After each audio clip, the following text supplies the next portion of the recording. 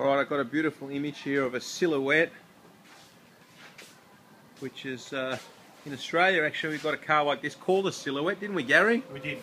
Yep. This is better than a Silhouette. This is the big brother Yeah. in the Skyline range of the Silhouette, isn't it? It is.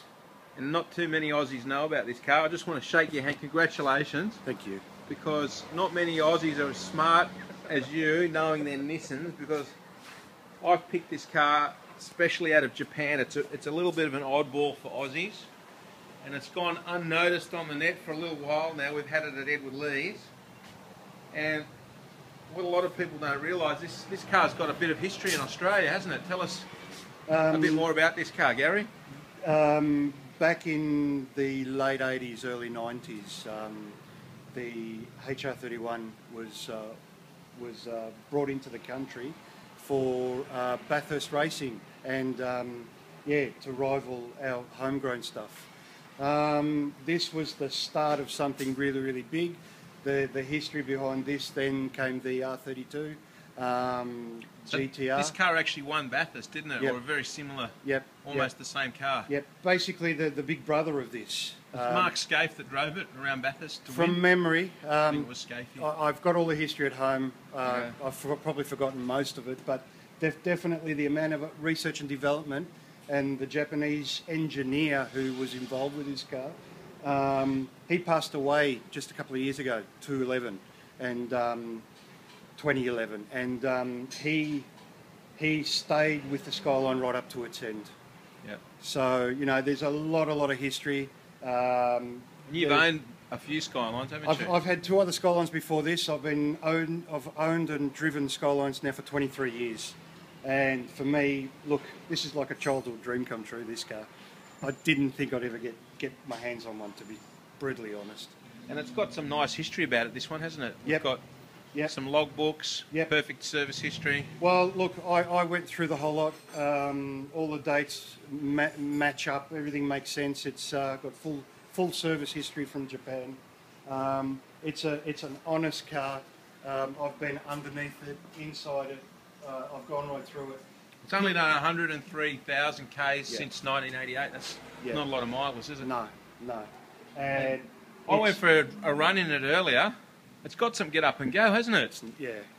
What's this like compared to your 3-litre Silhouette? This is a 2-litre. This is a 2-litre turbo, twin overhead cam. And Just starting it up. well, look, you know, What's it like as a direct comparison to the 3-litre non-turbo? it'll leave it for there. Is that right? So there's a fair bit of better technology in this, because your 3 whole litre is lot. just a single overhead cam, isn't it? Yeah, single overhead cam. This one's twin overhead cam. Turbo. Sounds very nice. It's got a whole heap of things that the Australian built ones never had. Independent rear suspension, ABS brakes. Didn't the Aussie ones have an independent bum on them? No. Really? Even the Silhouettes? The only one that I'm not 100% sure on is the GTS, Okay. which was the special vehicles division in Australia. Show us under the bonnet. Yeah.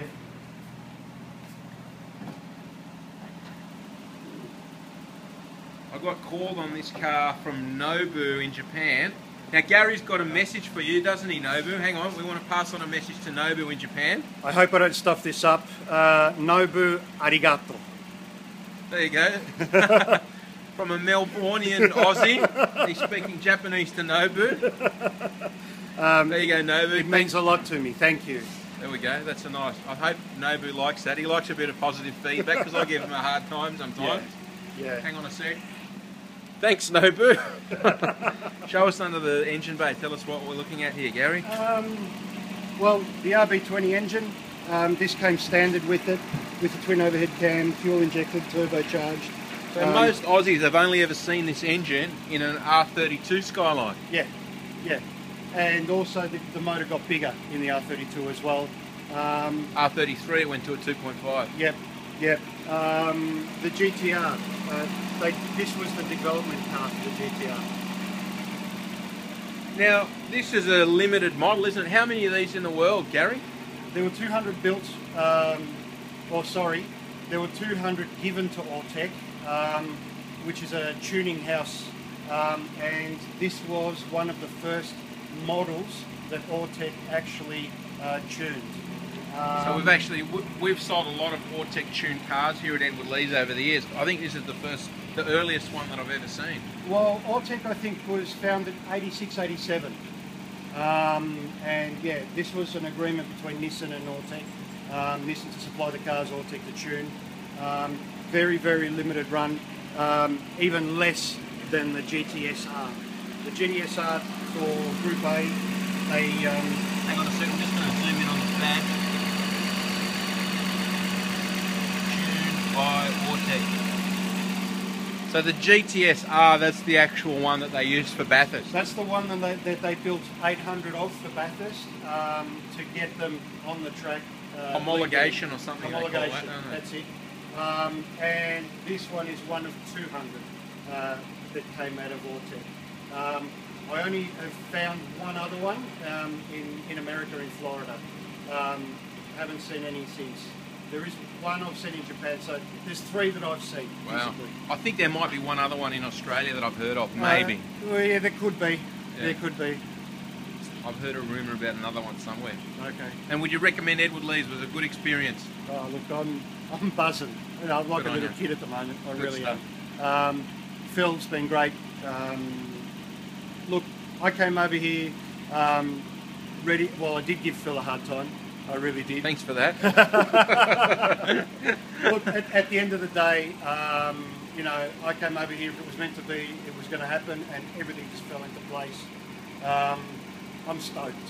Good stuff. All right. Thanks for the recommendation. Cheers. Anyone that wants a classic, rare, or historic car out of Japan, give us a call at Edward Lee's. That's the ugly mug of Phil Lee. Give us a call. Our number is 97440539. Stick an 02 in front of that if you're from Melbourne or anywhere else in Australia like this man. Thanks for watching this video.